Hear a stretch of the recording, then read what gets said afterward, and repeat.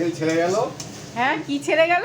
এই মশলার তেল ছেড়ে গেছে। ও তাই পড়ে গেল হচ্ছে আমার এই মাটন পুরো ম্যাগনেট করা আছে, পড়ে গেল মটন পড়ে গেল। স্বাদই আলাদা হবে। দাদার হাতের মাটন একদম একদম জমিয়ে কষিয়ে করো। হ্যাঁ একদম। তুমি এক পিস কথা খাবে? হ্যাঁ, তা খাবো না। কষাও, ভালো করে কষাও। সবে তো পড়লো কড়াইতে। হয়ে গেছে? হ্যাঁ, তোমার জন্য একটু কথা তুলছি আমি। ঠিক আছে, আর লাগবে না, আর লাগবে না। ঠিক আছে, কষা। একটা আলু দাও।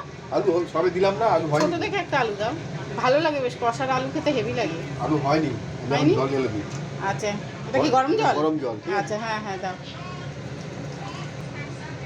আর লাগবে না, ঠিক আছে। গরম জল দিয়ে দিলাম। এটা এবার ফুটুক। হ্যাঁ, কি গো, হয়ে গেল? আমার রান্না কমপ্লিট হয়ে গেছে, দেখো। আর পেঁয়াজগুলো ঠিক টাইম মতন দিয়েছি। হ্যাঁ, গোটা পেঁয়াজ, আবার আলু। একদম জমে গেছে। কষাটাই তো যা লাগলো না,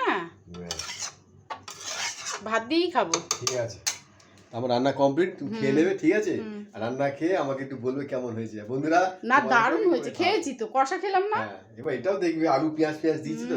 দারুণ হয়েছে, দারুণ। ঠিক আছে, দারুণ।